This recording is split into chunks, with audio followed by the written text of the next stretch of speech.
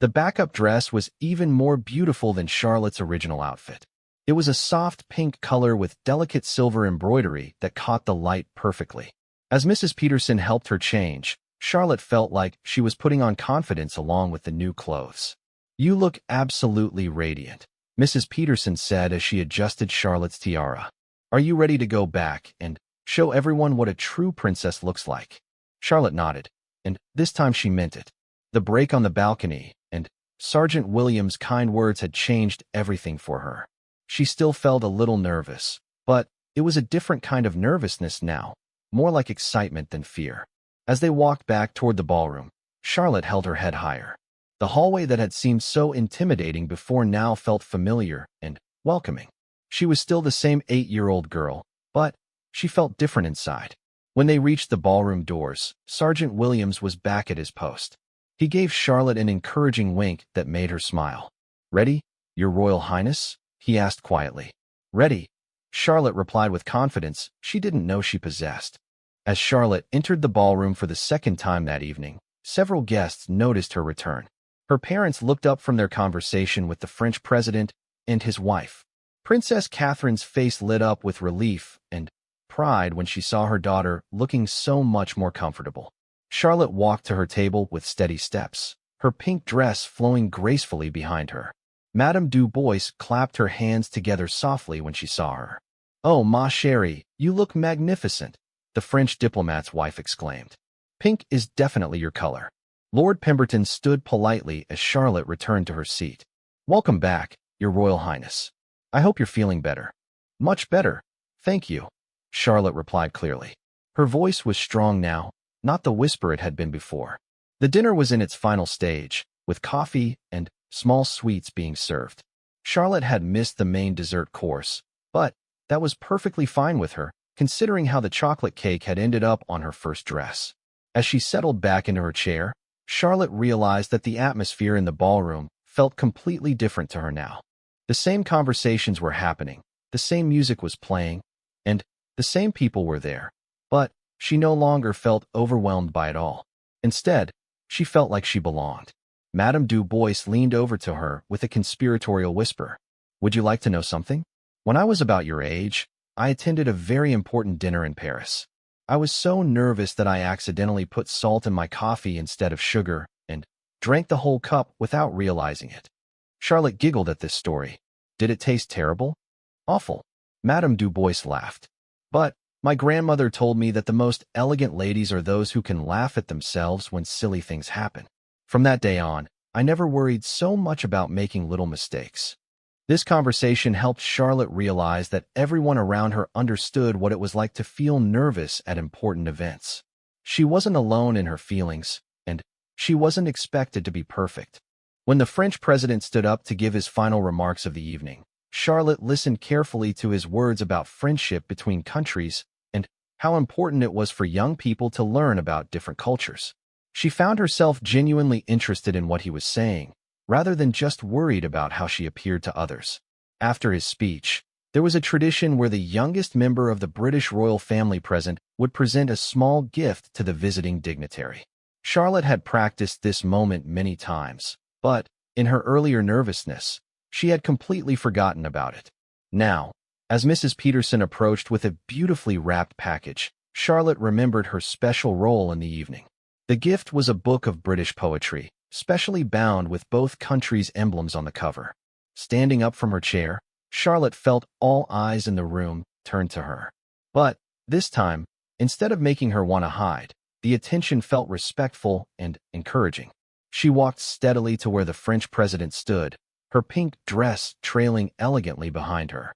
"Your Excellency," Charlotte said clearly, offering a perfect curtsy. "On behalf of my family and Great Britain, I would like to present you with this small token of our friendship." The French president's face broke into a warm smile as he accepted the gift. "Merci beaucoup, Your Royal Highness. This is a great honor, and I will treasure this book always." He then did something unexpected. Instead of simply shaking Charlotte's hand, he bowed slightly to her, showing the same respect he had given to the adult royals throughout the evening.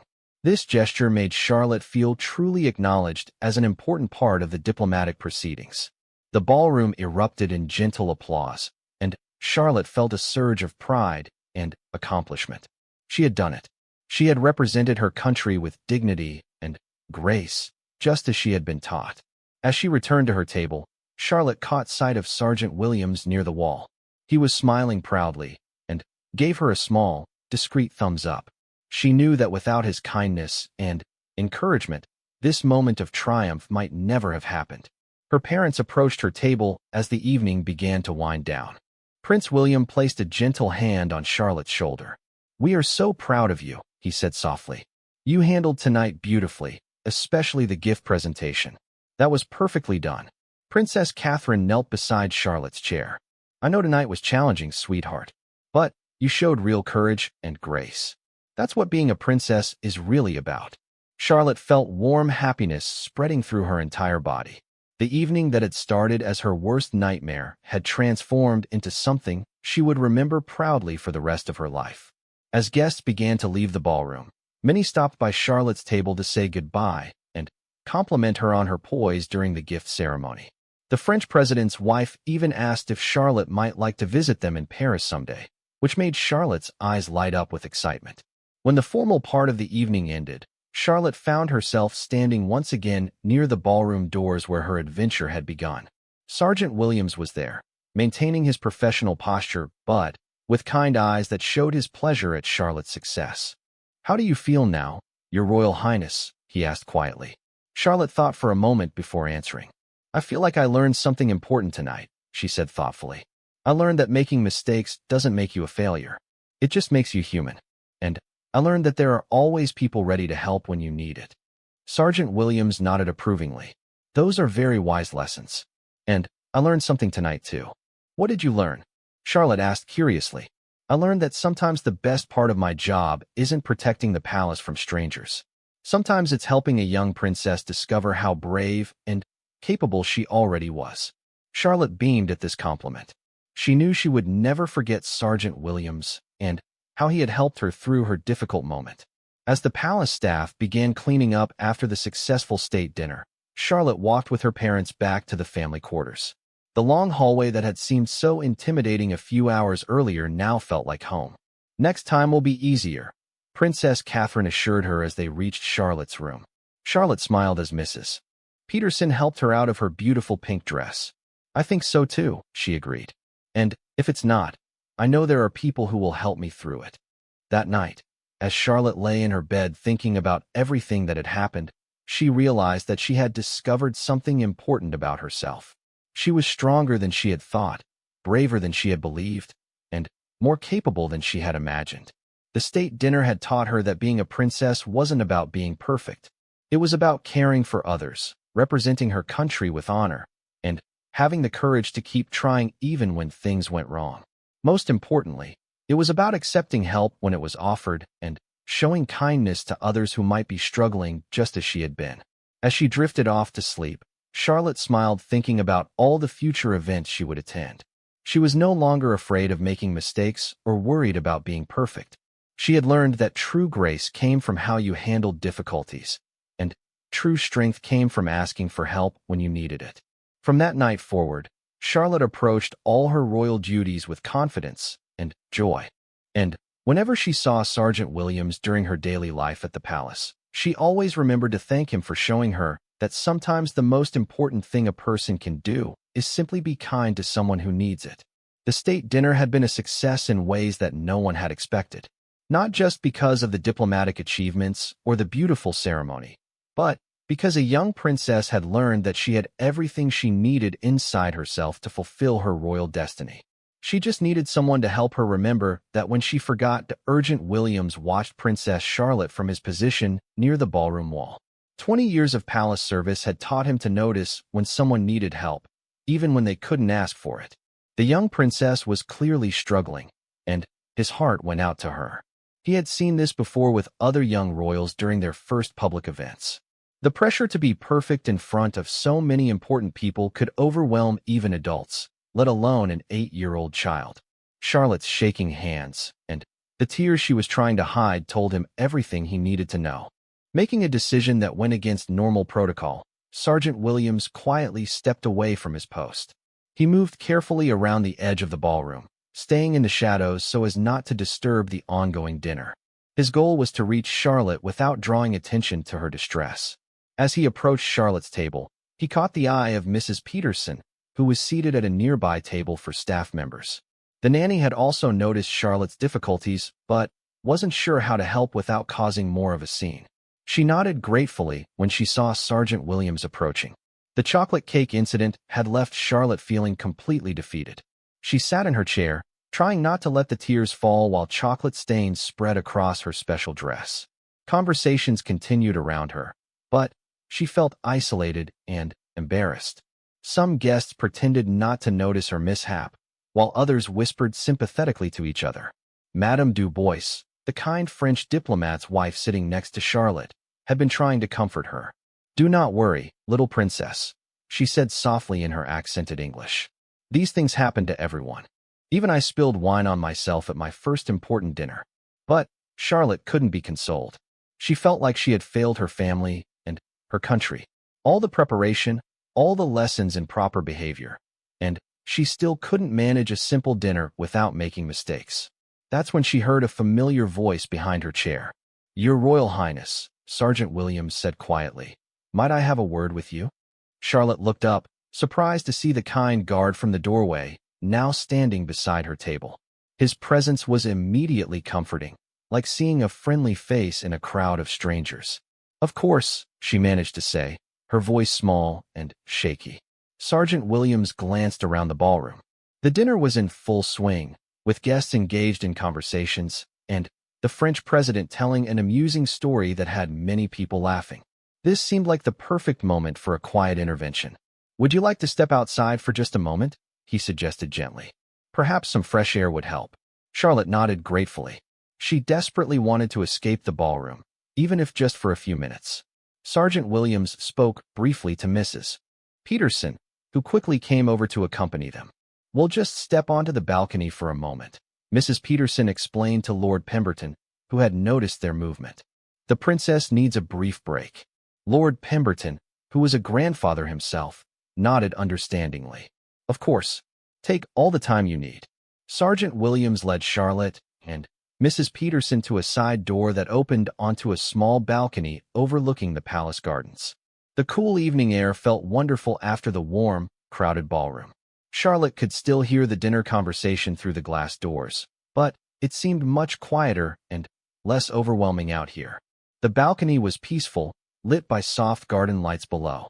Charlotte could see the familiar trees and flower beds where she often played. Being in this calmer space immediately made her feel more like herself again.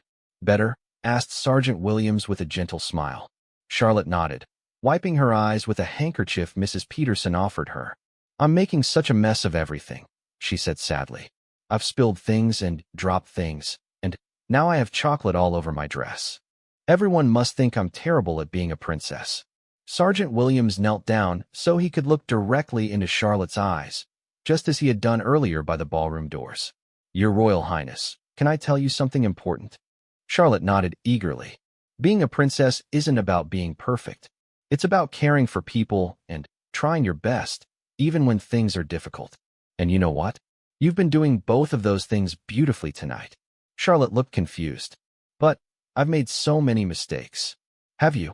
Sergeant Williams asked thoughtfully. "Let me tell you what I saw. I saw a young girl who was nervous, but still came to an important dinner because she wanted to support her family and her country.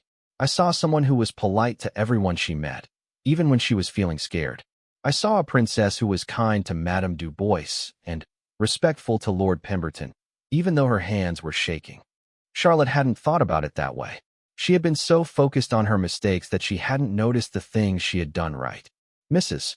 Peterson added softly, "Your mother was watching you during dinner, and I could see how proud she was. Not because you were perfect, but because you were brave." "Really?" Charlotte asked hopefully. "Really," Sergeant Williams confirmed. "Do you know what makes someone truly royal? It's not about never making mistakes. It's about how they treat people, how they keep trying even when things are hard, and how they care about doing what's right. You've done all of those things tonight." Charlotte felt a warm feeling spreading in her chest.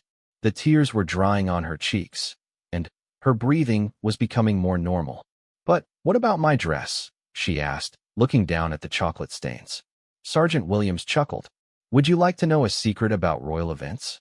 Charlotte loved secrets, and she nodded eagerly. There are always backup outfits prepared for exactly these kinds of situations. The palace staff thinks of everything. "Mrs. Peterson, am I right?" Mrs. Peterson smiled and nodded. "We have a beautiful backup dress in your room, just in case. It will only take a few minutes to change if you'd like to." Charlotte's eyes brightened considerably. She hadn't known about backup plans and spare dresses. The idea that the grown-ups had anticipated that mistakes might happen made her feel much less alone. "And," Sergeant Williams continued, "I've been to hundreds of these dinners over the years. Do you know how many times I've seen adults spill things, trip slightly, or forget someone's name? It happens at every single event. The difference is that adults have learned not to worry about it so much." "They have?" Charlotte asked with surprise. "Absolutely.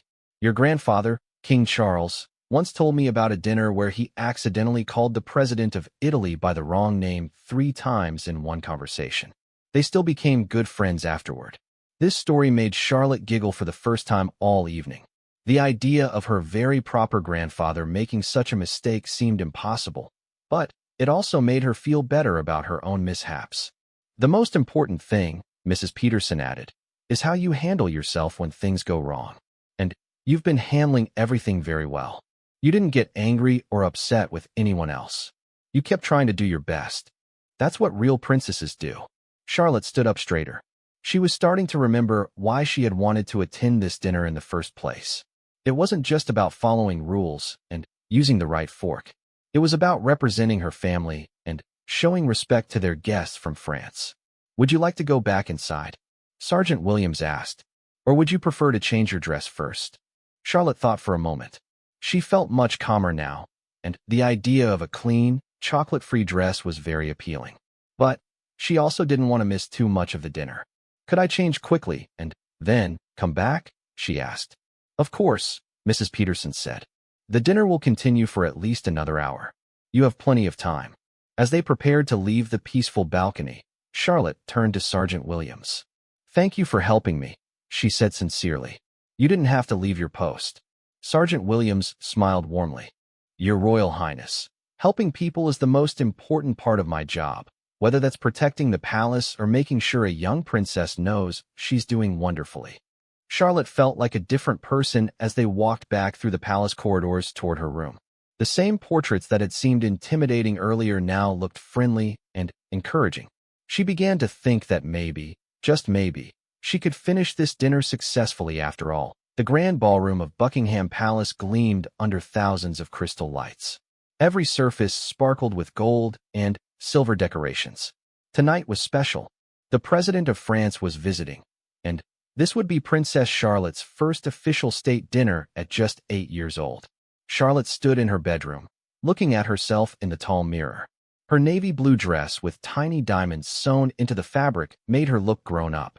But inside, she felt like a little girl who wanted to hide under her covers. Her hands were sweating, and her heart beat so fast it felt like a drum in her chest. "Are you ready, Your Royal Highness?" asked Mrs. Peterson, her nanny, as she fixed Charlotte's small tiara one last time.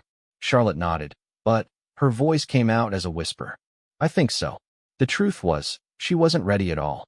For weeks, Charlotte had practiced walking properly, sitting straight, and using the right fork for each course. She learned how to curtsy to different important people and memorized names of world leaders she might meet.